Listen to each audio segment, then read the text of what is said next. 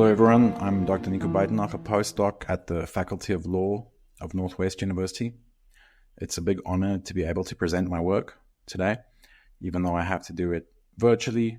Unfortunately, I was not able to come through because of practical reasons.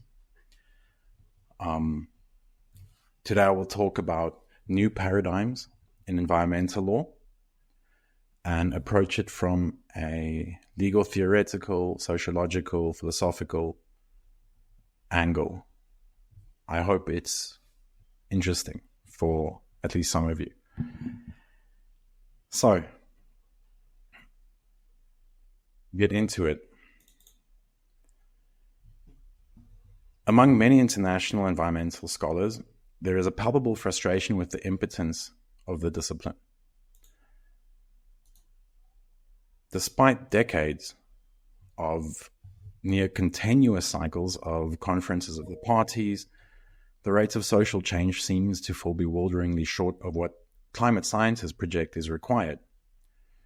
This state of affairs has led many environmental law scholars to question the foundation of the discipline's approach. A significant number of voices are thus advocating for various new, or I would argue, including the reanimation of much older guiding principles.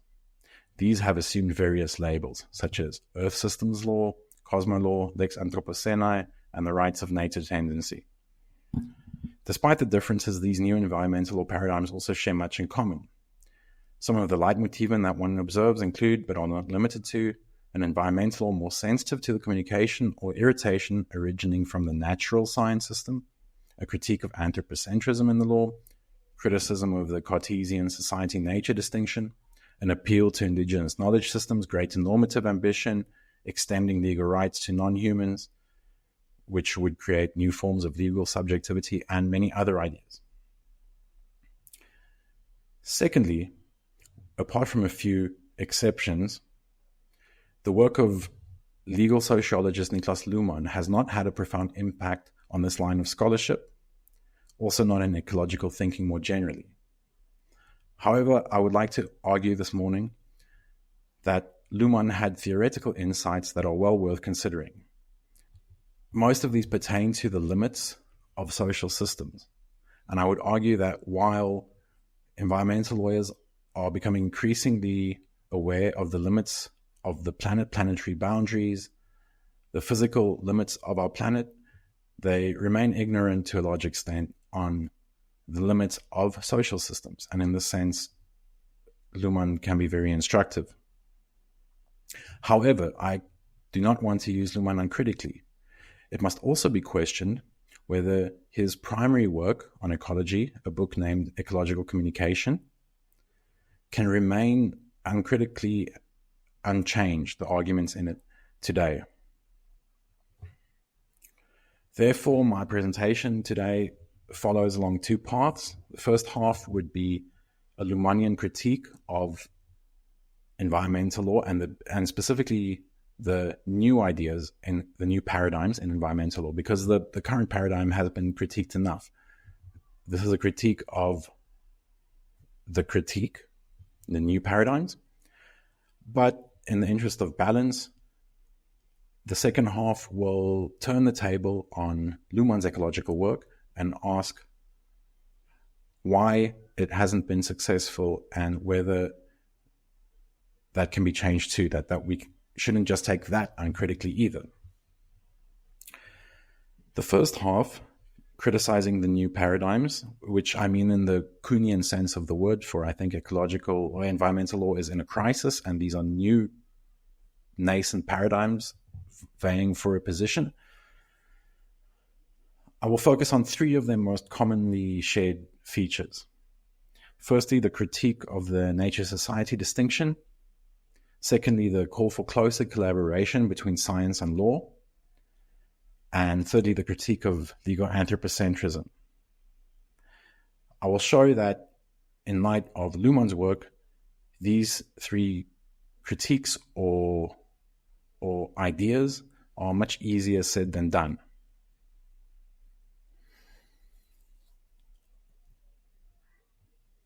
Therefore, I hope to present a kind of a dialogue between current developments in environmental law and Luhmann's ecological writing.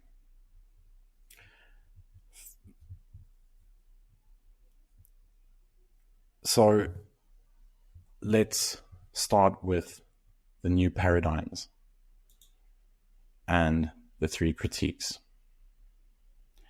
These are the three that I just mentioned, and let's go to the nature-culture distinction that is so often criticized today. This has been a recurring target of critique within new environmental law paradigms, this Cartesian distinction. From a Luhmannian perspective, the difficulties that this distinction introduces is foremost that while nature serves as the function of the unmarked side of all that is outside of society, thus allowing for a theoretical other side that is essential for the constitution of society, it is in itself an empty vessel. This vessel must be observed and filled with context and content from within society.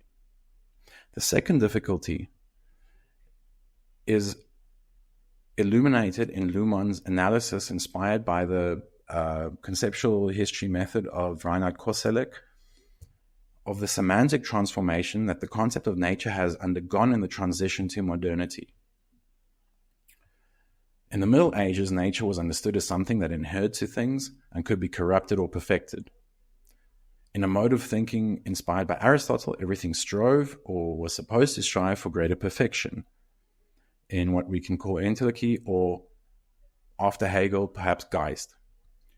In modernity, as Luhmann says, the concept of nature was effectively split into two. On the one hand, nature existed for science, meaning the observable, the measurable, predictable, and describable. On the other hand, and Luhmann ascribes this movement to the Romantics, the first one to someone like Darwin or von Humboldt.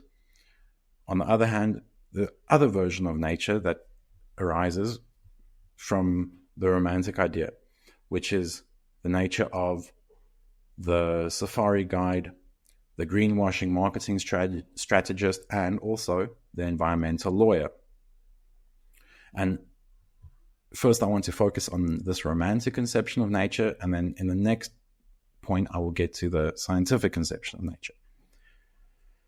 So in this romantic idea, through the very act of being idealized, the second version of nature inevitably assumes a prescriptive normative character. It serves as a standard of certainty where political or moral debates seem uncertain. It is not the nature of scientists, neither is it the nature as the outside of society. It is a space opened within society, a theoretical, imaginary space, conceptual space opened within society, which becomes a position in society from which society can then be critiqued, as if that position was not itself socially constructed. It becomes a rhetorical measure for the validity of competing moral arguments, which we will see later also is true in the case of human rights. As I said, this form of argument that nature provides standards for human behavior can be traced back to antiquity, as we saw Aristotle, perfection. However, the Aristotelian conception of nature rests on an idea of static perfection, while we know today through science that the natural world is marked by dynamism, change, and instability. We also see that rather than as a model for human behavior which humans strive for, the Anthropocene itself is a perfect example showing that society and nature is intertwined and inextricably linked with one another.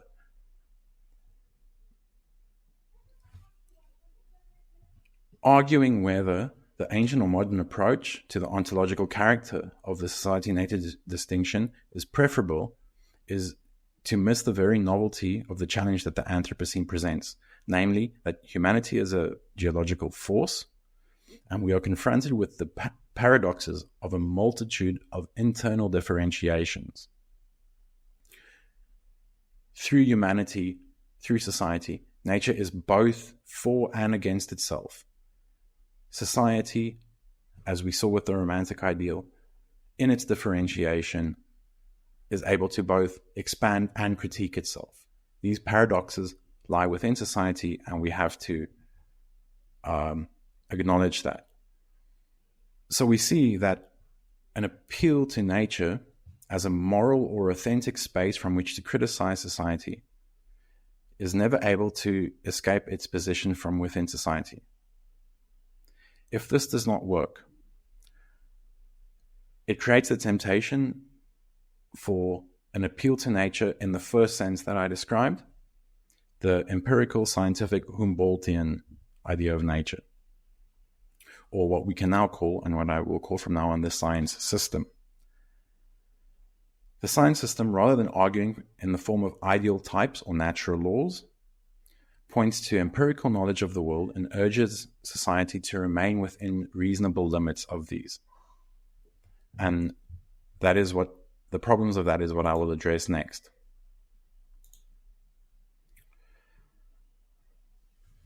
So as much as we just said, as society needs an external other, so do individual systems require their own environments, their own others. The science system, the legal system are no different. The nature of the scientific system remains a system internal construction that selectively observes its own created environment. This means that environmental law relying on scientific knowledge must account for at least two boundaries that need to be crossed. First is the boundary between nature and society, specifically into the science system, for we know that science does not have direct access to nature. Secondly, the boundary crossing from the science system to the legal system, because we know that the science system cannot help but observe its objects as its own created objects and cannot help but communicate them as scientific communication. And the legal system has to do the same. It has to observe scientific communication, which then has to be rearticulated into the legal system's language of norms. And it is this final movement from science to law that I would like to focus on now. We know that scientists believe in the universality of their knowledge, which is only valid to the extent that it enjoys universality within the scientific system. It is non-universal regarding other domains of society. Scientific facts, for example, in economics cannot buy a car. In politics, it cannot provide political power. Luhmann calls scientific facts and scientific communication virtually non-binding, and that science cannot serve as a method to select action. This poses problems for a legal approach that presupposes that it can base its normative project on scientific consensus. We cannot talk of scientific legal decision-making, for scientific truths are only accessible to the legal system as potential legal facts among all other potential legal facts. So Luhmann pointed out that because science has no direct access to reality, it is ill-equipped to serve as a guide for what to do in the world. The science system is successful in creating knowledge because it is able to simplify the world drastically, but that also means that it cannot give broad prescriptions. This means that scientists, lawyers, and society at large must adopt an attitude of modesty that acknowledges risk and uncertainty and discard what he calls the Cartesian Baconian confidence in more knowledge. This state of affairs creates problems for environmental law. The popular concept of planetary boundaries can serve as an example. Even if scientific consensus is attained on specific points, such as what measurements are most relevant, where we stand on those scales, the risks of transgression, and more, what exactly the legal system should do seems like a wildly complex question.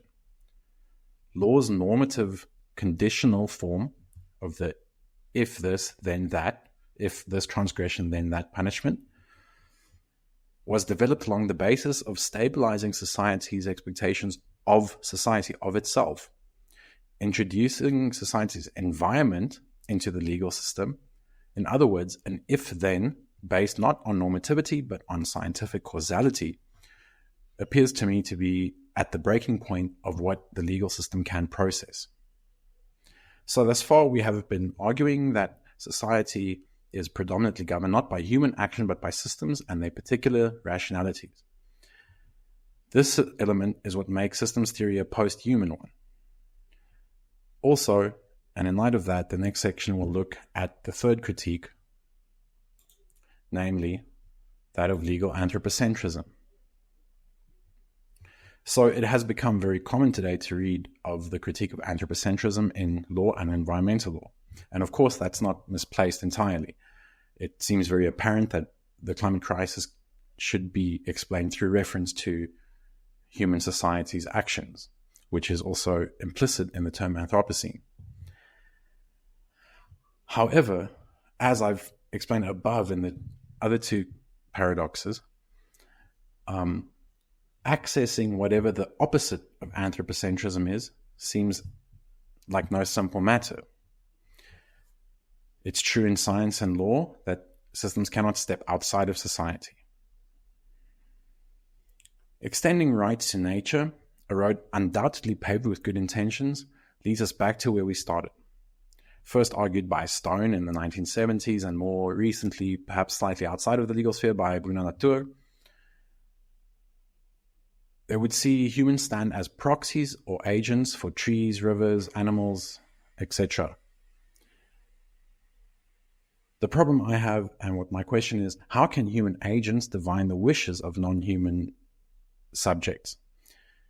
Keeping in mind that the legal system's function is to stabilize society's expectations, and without forgetting the post-humanism aspect of, or post-human aspect of Luhmann's thinking, attempting to ascertain the expectations of the non-human world in society would, I argue, contain no small degree of anthropomorphizing.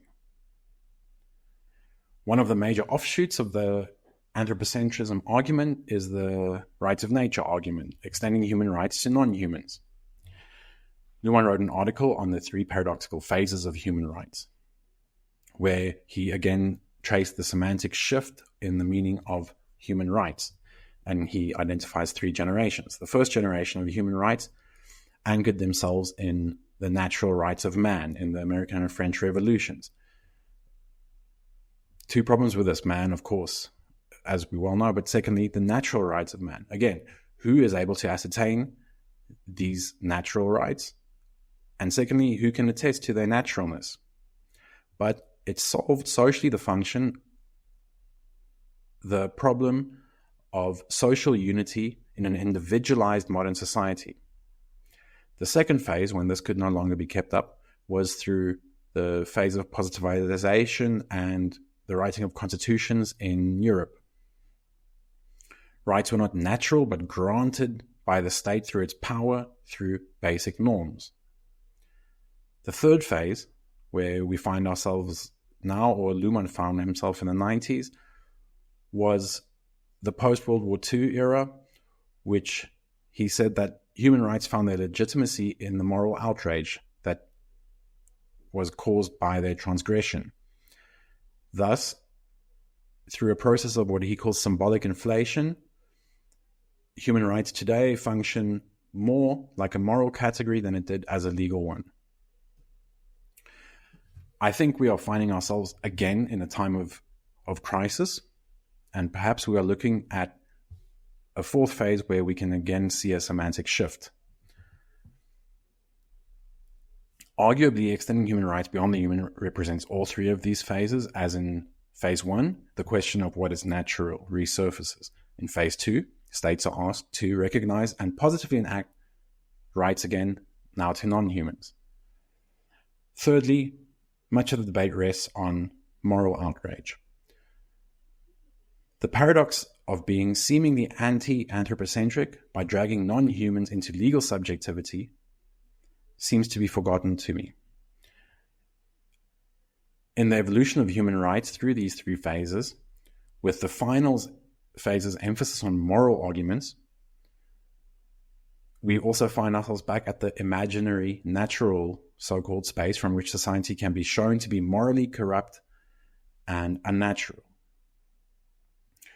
We also find ourselves, since the 90s at least, in a time or in a generation when trust among critical legal scholars in human rights seems lower than ever.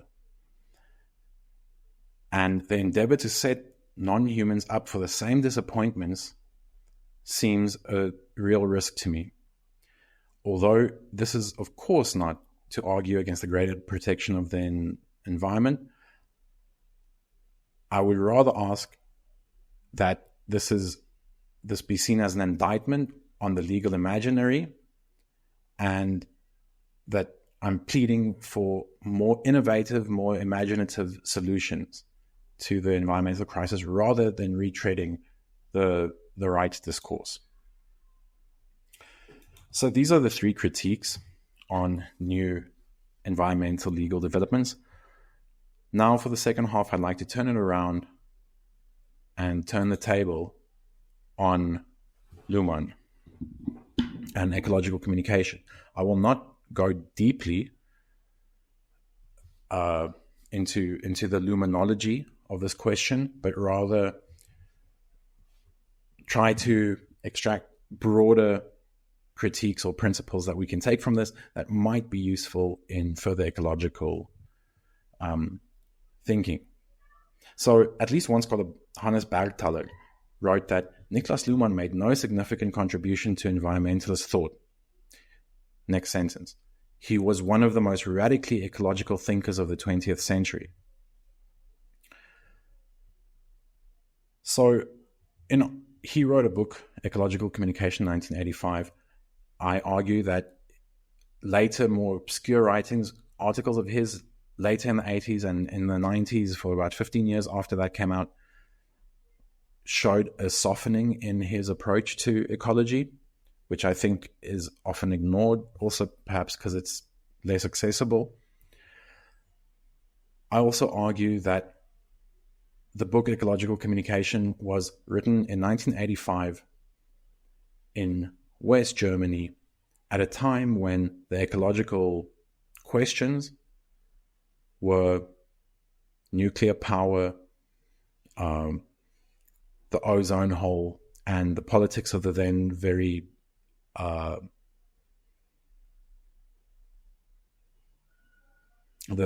prominent Green Party that arose and attracted a lot of attention in Germany in that time. And I argue that this is the environment of that book and the theory described in that book cannot be ignored, and that the environment around it has significantly changed. It's taken on an international dimension and a much more catastrophic dimension. And therefore, ecological communication should be read with a grain of salt today.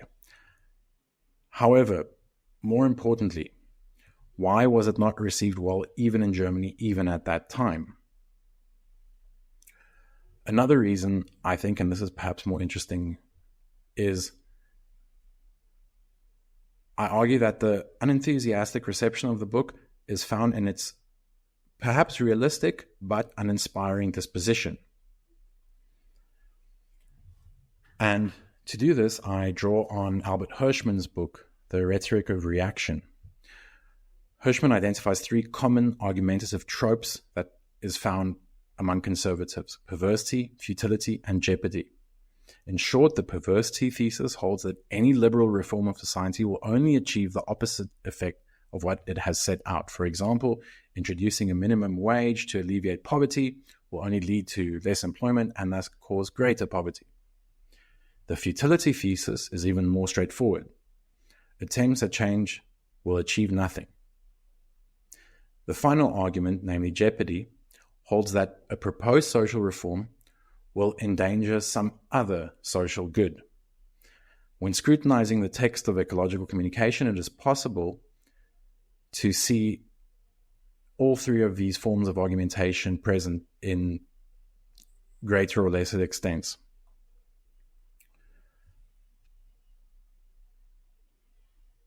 The perversity argument, firstly, hinges on agreeing with the ultimate aim of any proposed social action, but that the proposed method can have unintended consequences, exacerbating the problem. This is a motif in ecological communication, and I quote, "The horizons of what is possible have expanded so radically that in every non-realization must have causes in society. Intentions have unintended results, while good intentions have bad side effects.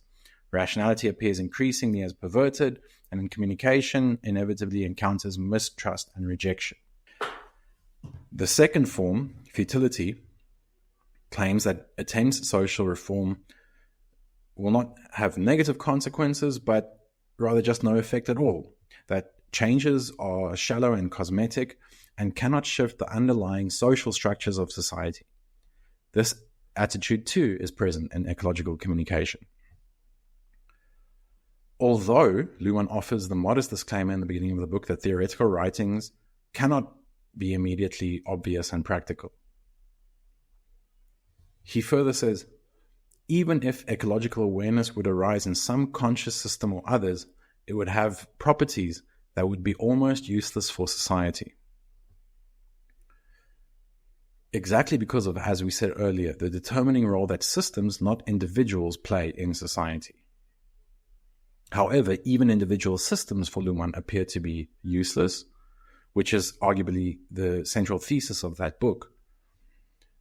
And one of the claims I'm also making to a large extent, that the law alone or science alone cannot steer society. The final form of conservative argument, of jeopardy, is not as present in ecological communication. Again, in the interest of balance, Hirschman spends a brief amount of time in his book on the dangerous stereotypical rhetorical devices used by progressives. These include overly optimistic evaluations of the synergy between different sections of society, if only we could find a method for them to be more harmonized, such as the relationship between climate science and law. Ecological communication serves as a good corrective to this kind of argument too. Another liberal or reformist rhetorical device Hirschman identifies is the implication that the preponderance of danger lies in social inaction rather than action. Hirschman concludes his study on reactionary and progressive rhetoric on a kind of a Luhmannian note. Rather than being completely dismissive of conservative arguments or the other side, he says, and I quote, "Modern pluralistic regimes have typically come into being, it is increasingly recognized, not because of some pre-existing wide consensus on basic values, but rather because various groups that had been at each other's throats for a prolonged period had to recognize their mutual inability to achieve dominance." This has been at the root, or was at the root, of the disagreement between Luhmann and Habermas in their famous debate in the 1970s.